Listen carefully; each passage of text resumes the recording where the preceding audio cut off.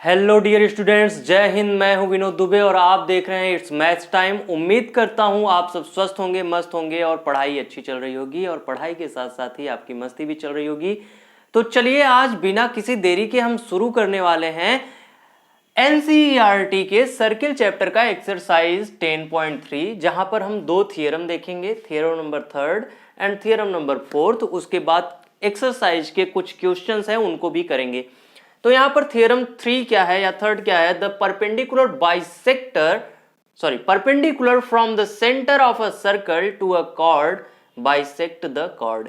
यानी कि अगर हम सेंटर से क्या खींचे, एक परपेंडिकुलर खींचे, तो वो किसी भी कॉर्ड को, चाहे ए बी हो, चाहे यहां हो, चाहे यहां हो, चाहे वहां पर हो, कहीं पर भी हो, अगर हम परपेंडिकुलर लाइन खींचते हैं कहां से, सेंटर से, तो वो हमारे इस कॉर्ड को बाइसेक्ट करेगा। ठीक। और दूसरा हमारा थ्योरम क्या है? The line drawn through the centre of a circle to bisect a chord is perpendicular to the chord. इस थ्योरम का कन्वर्ज है। ये कहा है कि अगर कोई भी लाइन हमारे कॉर्ड को बाइसेक्ट करती है तो वो सेंटर से उस कॉर्ड पर परपेंडिकुलर होगी। चलिए देख लेते हैं। पहला थ्योरम प्रूफ करते हैं कैसे। देखो भैया, यहां पर बोला है the perpendicular from the centre of a chord to a centre of a circle to a chord bisect the chord. अब देखो ये बता दिया है कि ये 90 डिग्री है और ये भी 90 डिग्री है। चलिए अगर हम अपना कंस्ट्रक्शन कर ले तो हम O से A को मिला सकते हैं और O से ही हम B को मिला सकते हैं। तो अगर हम देखें इन ट्रायंगल OAM या कह दें OMA,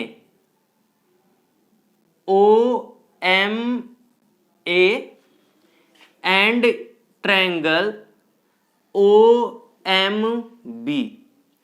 अब यहां पर आप देखोगे कि OA equal to OB, radii of a circle. ठीक। अब देखो हमारा क्या है, OM इक्वल टू OM कॉमन साइड। ठीक। अगला क्या है, angle OMA equal to angle OMB equal to 90 degree. ठीक। तो बाई SSA कह लो, चाहे SAS कह लो, रूल क्या हो जाएगा, AM इक्वल टू BM या MB कह लो, कैसे, by CPCT corresponding part of congruent triangle. यही प्रूफ करना था ना। The perpendicular from the centre of a circle to a chord bisect the chord. देखो बाइसेक्ट कर दिया कि नहीं, दो बराबर भागों में बांट दिया। चलो यही हम यहां पर भी देख लेते हैं। क्या करना है, यहां प्रूफ करना है angle OMA equal to angle OMB equal to 90 degree proof करना है। ठीक। अब हमें क्या दिख रहा है यहां पर, in triangle OMA and triangle OMB क्या हो गया, हमने कंस्ट्रक्ट किया हुआ है OA इक्वल टू OB। ठीक है, ये क्या है हमारा, रेडियाई है। रेडियाई हमेशा बराबर होता है किसी भी सर्कल का। अब पूरा सेंटेंस लिखना जरूरी नहीं है। OA equal to OB radii हो गया। OM इक्वल टू OM हो गया कॉमन साइड। ठीक। अगर हम यहां पर देखें, कहा है the line drawn through the centre of a circle to bisect a chord, यानी ये बाइसेक्ट कर रहा है। तो ए एम इक्वल टू हो गया बी एम या एम बी कह ले, तो ये हो गया इक्वल साइड कह ले या पार्ट ऑफ कह दे कॉर्ड, क्योंकि कॉर्ड है ए बी तो ये पार्ट को इक्वल कर दिया गया है, दो तरीके से बांट दिया गया है ए एम और बी एम के फॉर्म में ए बी को। ठीक, अब बताओ by S S S, by S S S rule we can say that angle कौन सा है O M A equal to angle O M B. अभी सिर्फ इतना कह सकते हैं हम, अभी हमें क्या दिखाना है कि ये 90 डिग्री है। कैसे? अब आप जानते हो, मान लो ऊपर एक दो लाइन हम मिटा देते हैं, क्या है देखिए, ठीक, पहले तो ये कांग्रुएंट हो गया, फिर दिखाएंगे हम, कोई दिक्कत नहीं है, कांग्रुएंट लिख दिया गया है। मान लीजिए यहां पर क्या है, O A by triple S rule पहले दिखा दोगे, triangle O M A congruent to triangle O M B, यहां पर भी यहां पर दिखा दोगे triangle O M A congruent to triangle O M B, फिर उसके बाद ये लिखोगे। अब देखो यहां पर ये आ गया ना, हम जानते हैं O M A plus O M B equal to होता है 180 डिग्री। क्यों? क्योंकि लीनियर पेयर एंगल है ये, लीनियर पेयर एंगल। ठीक, अब देखो तो ये दोनों तो बराबर है, चाहे हम ओ एम ए और ओ एम ए लिख ले तो 2 O M A equal to 180 degree हो गया, और O M A equal to हो गया 90 डिग्री। अगर O M A equal to 90 degree हो गया तो ओ एम बी इक्वल भी 90 डिग्री हो जाएगा। यही हमारा आंसर हो गया यहां पर, यानी प्रूफ हो गया। चलिए अब हम एक्सरसाइज के क्वेश्चन देखेंगे। तो पहला क्वेश्चन कुछ इस तरीके से है हमारा, क्वेश्चन तो हमने लिखा नहीं है, क्वेश्चन मैं आपके सामने बोल देता हूं। देखिए क्वेश्चन क्या है, draw different pair of circles, how many point does each pair have in common, what is the maximum number of common points. तो कहा है कि आप दो दो सर्कल बनाइए और हमें बताइए कि कम से कम और ज्यादा से ज्यादा कितने कॉमन पॉइंट हो सकते हैं। अब हमें एक सर्कल ये दिख रहा है, एक सर्कल ये दिख रहा है, इसमें कोई कॉमन पॉइंट है? नो, तो यहां हो जाएगा 0 कॉमन पॉइंट, 0 कॉमन पॉइंट्स। ठीक, यहां पर देखिए ये दो सर्कल हैं, हमें कोई कॉमन पॉइंट दिख रहा है, एक कॉमन पॉइंट दिख रहा है हमारा, मान लो ए, तो 1 कॉमन पॉइंट।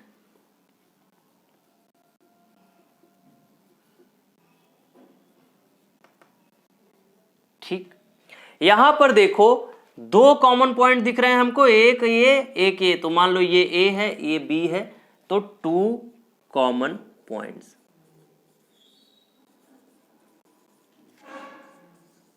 देखो भैया जो मैक्सिमम होगा ना, maximum number of common point भी 2 ही होगा। Maximum number of common point यहां लिख देता हूं, maximum number of common point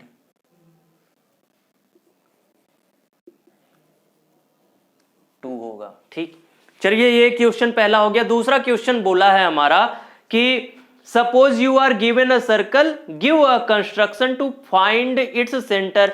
देखो भैया कंस्ट्रक्शन का सवाल है, तो कंस्ट्रक्शन के सवाल के लिए सिर्फ मैं इंस्ट्रक्शन दे सकता हूं आपको कि क्या क्या करना है। जैसे हमारा ये सर्कल है ओ, सेंटर अभी नहीं पता है, अभी सेंटर मैं निकाल दूंगा। मान लीजिए इसके दो कॉर्ड हैं, क्या है, ए बी और C D.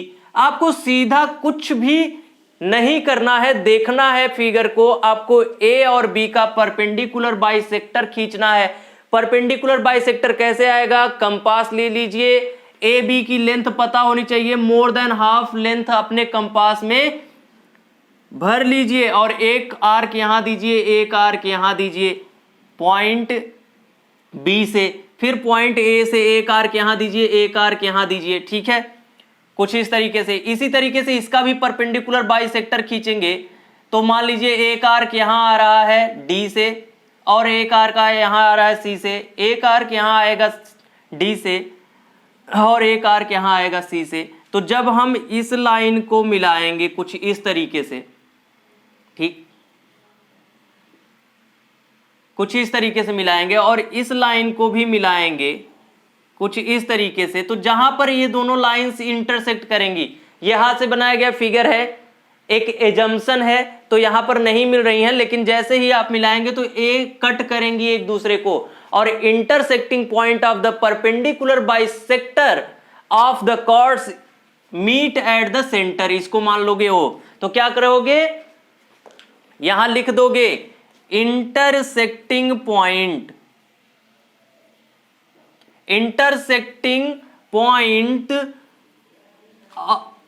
Of the perpendicular bisectors of the chords is the center of given circle। ये हो गया हमारा दूसरा क्वेश्चन का आंसर।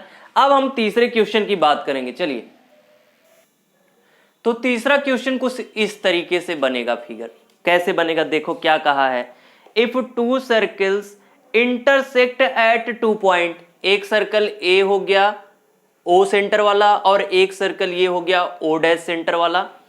अब बोला है कि 2 पॉइंट पर इंटरसेक्ट करते हैं, एक ए पे कर दिया एक बी पे कर दिया। फिर कह रहा है prove that their centers lie on the perpendicular bisector of the common chord। अब कॉमन कॉर्ड क्या है, ए बी है। अब देखो यहां पर लिख सकते हो A B is a chord of circle with center O।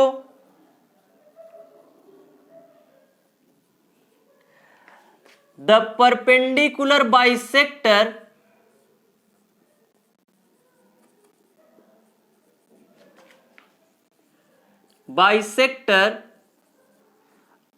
of chord AB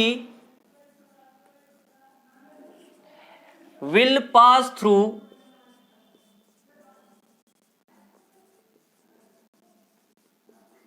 center O same as. अब देखो ए बी क्या है, chord of circle with centre O है, तो A B is a chord of circle with centre O dash भी तो होगा, और वो पास करेगा कहां से, ओ डैश से, यानी कि ये वाली पार्ट। परपेंडिकुलर बाइसेक्टर की बात करें तो same as, similarly its perpendicular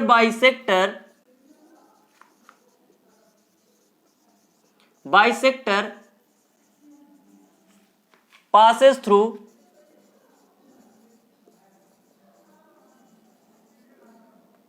O dash. तो क्या प्रूफ करना है, यही ना कि prove that their centres lie on the perpendicular bisector of the common chord. तो परपेंडिकुलर बाइसेक्टर क्या हो गया, ए बी कॉमन कॉर्ड है, तो इसका परपेंडिकुलर बाइसेक्टर जो होगा वो सेंटर से 90 डिग्री बनाएगा, ये परपेंडिकुलर हो गया, ये भी 90 डिग्री बनाएगा। और जानते हो कि लाइन जो होती है वो पास करती है सेंटर से, यानी कि अगर ए बी की लाइन ओ से पास कर रही है, ए बी की लाइन ओ डैश से पास कर रही है, तो ये लाइन जो होगी कहां से, ओ डैश से पास करेगी। ठीक है, तो यही था हमारा आज तक का सेशन।